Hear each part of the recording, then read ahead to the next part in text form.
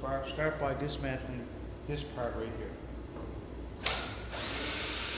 Oh, there's the page, 0213. So basically, exactly 6 years ago, I was making this.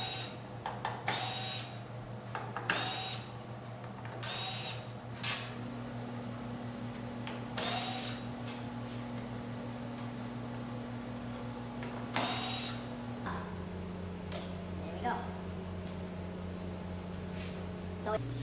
And this is what it looks like on the inside. So the way I thought of it, these are wood dowels in the center. This is just little bits of cardboard that I cut to make like washers. They got a wax coating on them, like a cereal box or something like this. You can feel they're very, very smooth. This is also going to help me remember how to put this back together again too. So again, you can see that there's a smaller gear with a larger gear. These are dowels. And I got the spade bits, wood spade bits, to match those dowels. And I made them the length I needed to go all the way through. And that's what holds the gears in place. They're just sitting in holes. I would start with this one here. And I'd say, what do I need to get this to turn? You see, that can turn independent because it's dependent on this one to turn it. With that little screw that's right down in there. When that screw engages this cog gear, you can see that it causes both to turn, shaped so it moves just one at a time. And then all you have to do is repeat the same process for this one. So every time this one makes a full turn, it should move this one just one. And then it should move another full turn, should move this one just one again.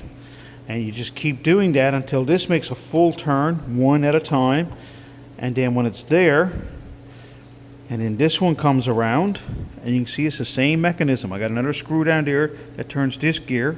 We'll show you the gears underneath in a second. That turns this one. So when that one comes and meshes in there, you can see it just catches the gear. It'll turn that one, which turns that one. And if that happens to be on a 0, it'll turn that one.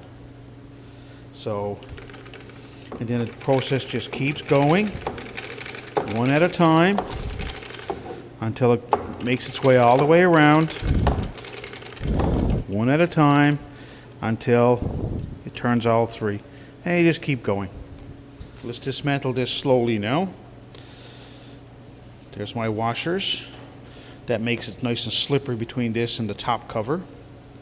And then these are just laid down in place. And as you can see, I just made another gear. The idea here, this is a bicycle spoke that I bent in this direction. This is the bottom part of this is just an old plastic bottom you put on your chair bottoms, like on the bottom of that leg or something. You buy these in the stores, packs of 6 or 8 or whatever, and they just go on the leg of chairs. And it was just something, it's hard plastic. You could figure out anything for this. The idea was with the elastics, but you see how rotten these elastics are now. So I'm going to see if I can get some springs when I redo it this time, with just enough tension to engage those cogs at the right time, so that with just enough tension, you can see it just fits in the gears. And then as this goes around, it provides just enough tension. When there's downward pressure on it, it forces this to settle in the proper place in the cog. So you're not getting like a half a number showing. So that's the idea. And that's all they're simply there for. It's just to provide that kind of extra tension, just as a stop for these here. So it's got nothing else to do with the mechanism except for it just forces this to always stop in one position. So if it's halfway between the numbers, it clicks over to the next number, and you can feel with your fingers when it clicks, so you know it's in the right position. Yeah, so all I did was this one, another piece of cardboard for a washer, measures in with this one. So I'm going to take this one up now. So you can see I can't haul this up unless I take this gear off. And this gear has 2 gears on it, because one has to be operated by that gear and one has to be operated by this gear. And that's the little screw that's put in there. See, this one didn't work. It didn't work good enough. I had to come out just a little further. You see how this one's a little closer to the edge?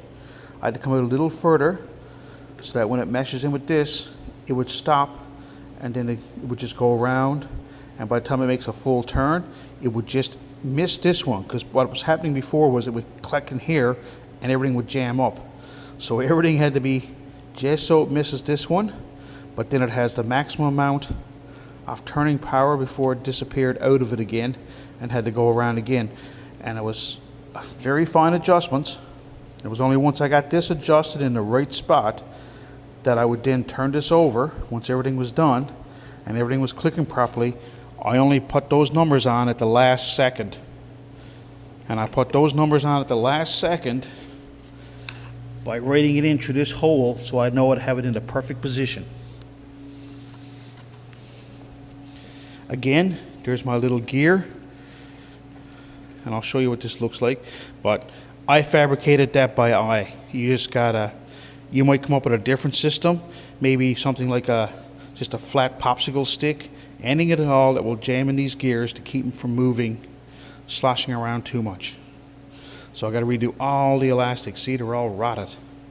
So, and the final gear, right here, again on a dowel, you turn it over, it only has 1 gear, and actually didn't even need a gear, because it's only being turned by this. I could have done without this. This could have been just a circle, just enough to keep it up the height away from this gear. And now that I got the top taken off, all this could fall off if I tip it up. But these dowels on the bottom, I drilled a hole halfway through, not all the way, but there's a hole drilled in this here, only about halfway, just enough for this dowel to sit in there nice and solid. Put it in with glue, and then I put a screw up from the bottom. And that's how it's made. The rest of it is just working with gears. You've got to get your ratios right, that's all. That's all you have to do. So, all I'm going to do now is I'm going to try to get some springs. This screw is only here just was supposed to hold the elastic band from here to here. Elastics were nice to work with because you could adjust them and get different sizes. But and I couldn't find any springs at the time, but I think I've come across a few springs, so I'm going to go with some springs this time around. Screw comes around, engages, turns it, comes around, engages, turns it. And you see how it just misses. That's what took the longest, was to figure that out. We could do that. So, just one at a time.